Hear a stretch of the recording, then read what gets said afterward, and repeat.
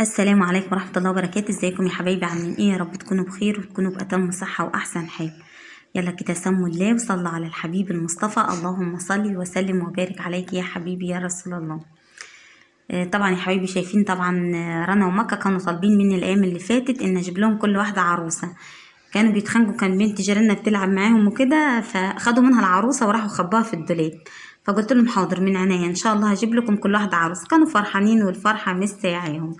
جبت عروسة جبت لهم نفس العروستين يعني شكل بعض عشان ايه ما يتخانقوش في بعض. اللي هي العرايس بتاعت بوجي وطمطم دي بتاعت رمضان، طمطم اهي. رنا كانت الفرحة مستاعة وخدتها وبقت تلعب بها في الشارع. قلت افرحهم كده واجيب لهم عروستين يلعبوا بيهم. بص بيقول لكم حطوا لنا اللايك كده اهو، فرحانين بيهم خالص هما الاتنين اهو. قدرت يعني والله بحاول اساعدهم باي حاجة كده اجيبها لهم. يلا حطوا لنا بقى لايك حلو للفيديو، كومنت حلو للفيديو، ربنا يخليكم ليا يا رب، ما تحرمش منكم ابدا. بص انا خدتها والفرحه مستعاها. ومكه اول ما جيت طبعا قلت لهم انا متجايبه العروسه. طبعا يا حبايبي بعز اخواتنا السوريين وسوريا وتركيا، ربنا يا رب يرحم موتيهم كده ويشفي مرضاهم، اللهم امين يا رب العالمين. ويرفع البلاء والوباء ده يا رب، ربنا قادر كريم يرفع البلاء ده والوباء ده. والله ربنا اللي يعلم، الواحد قلبه حزين كده، قلبه حزين لما بشوف المناظر دي. يعني الناس اللي بيطلعوها يا عيني، الأطفال صغيرة بيطلعوها من تحت الحيطان من تحت الهد، وأطفال فقدت أهلها يعني. والله العظيم الواحد قلبه بيتوجع لما بينزل المناظر دي. واحد يعني قاعد بيدور على أهله مش لاقي حد فيهم خالص. ربنا الله يكون في عونهم، الله يكون في عونهم، ربنا يا رب في الجنة ونعيمها موتاهم يا رب، اللهم امين يا رب العالمين. طبعا يا حبايبي زي ما انتوا شايفين كده، رحت جبت كده المطبقية زي ما هي كده، نزلتها من على الحيطة. انا بغيب كده كل كام يوم كده، لما بلاقيها وسخت المطبقية بجيبها كده وانضفها. فمسكتها كده وجبتها وفضيت الاطباق منها كلها وحطيتها في حوض الحنفية، ونزلت عليها كده بحتة سلك وشوية بريل ودعكتها. على فكرة لما قعدت كام يوم كده بقيت احط الاطباق، بقيت احط الاطباق فيها كده وهي بميتها، ففيها حتة فيها صدت. فضلت احك فيها كده وادعك فيها بحتة السلك وحبة كلور كده عشان تنضف. وطبعا الاطباق كلها اللي كانت فيها نزلت عليها كده بحتة سلك صغيرة. طبعا هما بس يعني ايه، انا بحس ان عليهم تراب كده. يعني بغيب كل اسبوع او كده اروح منزلاها زي ما هي كده بطبقها واروح مصبناهم ومنضفهم. طبعا هيتقولوا لي يا ام محمد ايه يا ده انت بتدور على التعب لنفسك. انا بحب كده، احب النظافه بصراحه يعني. ونزلت كده على الحيطه يا حبايبي كده، قلت امسح برضو الحيطه. الدهان ده وبيلم تراب على فكره. طب الحيطان بره المحاره دي ما بشوفش عليها اي تراب، لكن الدهان ده بسرعه بلاقيه ايه يتوسخ كده وعدم تراب. فطبعا نزلت على الحيطه مطرح المطبقيه كده، صبنتها بحته سلك وشويه بريل كده ومسحتها بالفوطه كده وايه ونضفت الحيطه. انا بنضف يعني على طول الحوض كده وحواليه، بس ايه مكان المطبقية نزلت عليه كده ونضفته وخليته ايه زي الفل. وجبت طبعا ايه، سبت المطبقية بقى تصفي من المية وقعدت بقى ايه اشطف في الاطباق دي. قعدت اشطف، هما طبعا هما نضاف بس ايه كان ترابة بس فيهم اهو زي ما انتوا شايفين كده. ونزلت عليهم شطفتهم على الحنفية وخليتهم ايه فل. وسبت مصفي شوية من المية وبعدين ايه رحت حطيتهم في المطبقية. يا رب الفيديوهات البسيطة دي تعجبكم كده. انا دلوقتي يعني ان شاء الله هنحاول ارضي كل المتابعين، عشان في متابعين كان بتحب الفيديوهات زي في الاول. شغل الاول يعني كان بيقول حس عايشين معاك يا ام محمد. بنحب نسمع صوت مكة. طبعا ان شاء الله الفيديوهات اللي ما فيهاش دوشة مواعين او كركبة احاول انزلها لكم كده زي ما هي زي الاول. لكن طبعا عشان دوشة المواعين وكده ومتابعين برضو لازم ارضي كل متابعين. طبعا المتابعين اللي قالوا لي يا محمد اكمل صوت الفيديو، حاضر من عينيا، وان شاء الله اعمل لكم كل اللي يعجبكم باذن الله. طبعا نزلت كده على الاطباق، صفيتها من الميه في الصينيه كده يا حبايبي. وبعدين ايه اول ما نشفوا شويه نزلت عليهم كده ايه رص في المطبقيه اهو. احنا طبعا يعني مش بنستعمل، يعني ما بنحبش كتر الاطباق في استعمال الاكل كده، طبقين ثلاثة ما غيرهم كده وخلاص في الاكل. يعني مش بنحب ناكل كده مع بعضينا، هما 3 اطباق كده بحطهم فيهم الاكل. يعني بشوف كده ناس كل واحد طبقه لوحدي لا احنا بناكل مع بعضينا عادي يعني. اهو نزلت يا حبايبي عليهم كده رصتهم في المطبقية طبق طبق. ما احبش احط كده يعني احب احط في كل واحدة طبق واحد. في ناس تحط 3 4 اطباق في خانة واحدة، لكن طبعا ايه انا احب كده اظبط.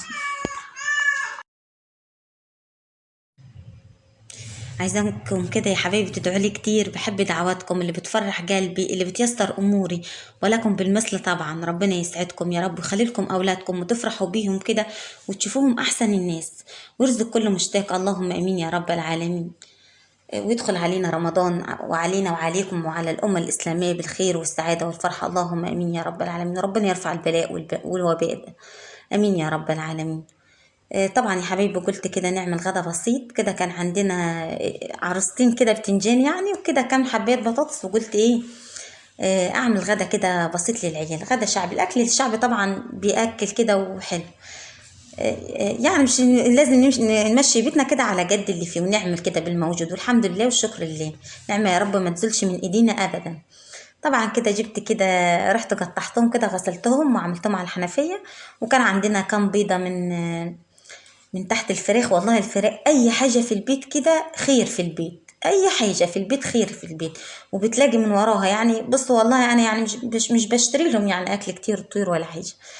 شوية برسيم على عيش لو فاض مننا عيش، أكل من اللي فايض مننا. ويعني بحاول كده أجيب لهم كيلو كده علف ب20 جنيه كده وبوكلهم، بلاقي بيض من وراهم. والله عندنا بس البيض في الدكان غالي وأنا مش بشتري، اللي بلاقيهم من تحتهم كده بخليهم للعيال كده وبعملهم لهم. والحمد لله فضل ونعمة من عند ربنا. وقلنا نعمل غدا شعبي كده، جليت كده كام بطاطساية كده جليتهم في الزيت. هو الزيت بس اللي مطفشنا في التموين بيدونا بس ازازتين زيت بالعافيه في التموين. بقول لهم ادونا 3 ازاز عشان بيقضوني الشهر بصراحه يعني. والتموين دول بينفعوني والله خالص. يعني مش لان طبعا عندنا السمن بيتباع قطاعي، فانا في ناس كتير بتاخد التموين ده سمنه وبيرضوش ياخدوا الزيت، بيقولوا ده ريحته وحشه وكده. لكن انا بقول السمن موجود في الدكان بيبيعوا يعني قطاعي بكده، ولما بيبقى فرجانه معايا بجيب العلبه واعمل منها الحالة كده يعني. بنرضى وبنروح اجيب ربع كيلو كده واطبخ منه واعمل منه الاكل. فطبعا قلت ايه، هم عطونا ازازتين زيت دول بخليهم للبطاطس للعروس سمك اجليه. بحاول كده اقضي بيهم كده الشهر، لان والله ازازة الزيت بره بتتباع ب50 جنيه، ازازة الزيت بتتباع ب50 جنيه بره. فانا بجيبهم في التموين وبحاول اقول لها اديني 3 جزاز، ما ترضاش، تقول هم جزازتين فقط لا غير، مش هتاخد الا هم يا ام محمد. اقول لها خلاص زي بعض هاتيهم وخلاص. بس يعني الحمد لله ربنا يرحمنا من الاسعار شويه وايه كده تخف الاسعار شويه علينا، وانا مش هتخف ده كل ما مدى في الزياده. طبعا يا حبايبي قطعت كده البتنجان، هو البتنجان بس اللي بيشرب زيت. قطعت كده واحده بس كبيره كده، وعملت لهم كده غدا كده وايه، جليت بطاطس وعملت البتنجان ده. وهجيب دلوقتي البيض وايه ونعمله. اهو يا حبايبي دول كانوا 3 بيضات كده لقيتهم تحت الفراخ فوق، رحت جبتهم كده وقلت ايه احطهم جنب الاكل. وطبعا واحده ست كانت جايبه جبنه جريشه بتعملها في البيت، يعني عندهم بهيم وكده. بصوا اهو دول كده ب15 جنيه كام حته يعني، حطيت منهم حته على الجبنه. طبعا يا حبايبي بعد ما خلصت غديت العيال كده وكلتهم، رحت السجاده كنت غسلاها على مكنه الري، بس بصراحه ما جبت لكمش التصوير هناك يعني كده، لان بخاف حد يسهر كده من الناس، فمش بحب يعني حد اجيب المشاكل لنفسي وكده. غسلتها طبعا على مكانة الري كده، ورحت ايه قلت اطلع افرشها فوق. اه حطيتها في الشمس تنشف. الحصر في غسيلها خفيفة، لكن السجاد بيتعب في الغسيل، متعب في الشتاء بالزيت متعب. اما الحصر في ثانية بيتغسل كده وغسله سهل يعني وخفيف. وطبعا يا حبيبي بعد ما غسلت السجادة ونشرتها، طبعا رحت قلت اقص شوية برسيم للوز. كان فايد من العيال كده كام رغيف عيش، وجبت حوالي كيلو علف كده ليهم اهو. وبليت لهم كده كام رغيف في الميه، وقلت الوز يحب الخضار، يحب البرسيم ويحب ياكله مع الاكل. قصت لهم كده شويه صغيرين. والفراخ طبعا البلد عندنا 6 فرخات كده، والديك برميلهم البرسيم زي ما هم بياكلوه، حتى لو ما قصتوش كده بيرضوا بياكلوه. الطيور تحب الخضار ويحبوا ياكلوه. طبعا في واحدة ست بتجيبوه لنا، يعني بتبيعوه لنا، انا بشتريهم منها، يعني بشتري منها كل يوم مثلا 3 جنيه ب5 جنيه كده، برمي منه للفراخ، وبرمي منه للوز. طبعا الطيور خير ونعمة في البيت يا حبايبي. كل الناس تحب تربي طيور ولا انا بس اللي بحب اربي طيور؟ طبعا معظم الناس بتحب تربي الطيور. طبعا كنت عامله لهم كده، حطيتهم كده، حتى الحمامات جو جنبهم كانوا بياكلوا. جوز حمام سيف جايبوه لي مطفشني بيه، ما طلعش الا مره، وبرضه قال لي ما تذبحيش يا ماما ولا تبيعي، خليه كده عشان يطلع. رميت لهم كده البرسيم، الشمس حلوه النهارده، وحطت لهم كده حطت لهم عيش. طبعا الوز بياكل اي حاجه، ممكن ياكل شويه عيش تبله لهم كده، وبرمي لهم على سنمك. وطبعا رحت رميت لهم كده شويه علف عليهم، عشان خاطر العلف بيسخن الحاجه وبيخليها تبيض وكده، بيخليها تبيض كده، وحتى برضه بيخلي الفراخ تبيض العلف ده، حلو خالص. وطبعا كنت كبيت الميه اللي تحتيهم، بغير لهم الميه كل يوم عشان الوز طبعا يحب الميه النظيفه. كنت ان شاء الله كده عايزه احاول اسطح كده فوق، وطبعا بسم الله ما شاء الله، الله اكبر كده، ربنا يا رب يبارك لي فيهم كده. والبيتزا بتاعتنا بيضه، كنت بوريكم هنا البيض بتاعها، هي لسه ما خلصتش، بتكسر يوم وتبيض يوم. بيضت كام بيضه؟ 6 بيضات النهارده برضو كسرت، يعني ما اهو. يا رب بس تكتبي لهم كده وترقد عليهم كده وتطلعهم. الوز طبعا بيبقى غالي، انا رميت لها عليهم شويه تبن كده عشان يدفع عقبال ما تخلص وكده. اتمنى فيديو النهارده يعجبكم يا حبايبي، ما تنسونيش في اللايك عشان بيرفع الفيديو. يلا اشوفكم على خير ومع الف سلامه.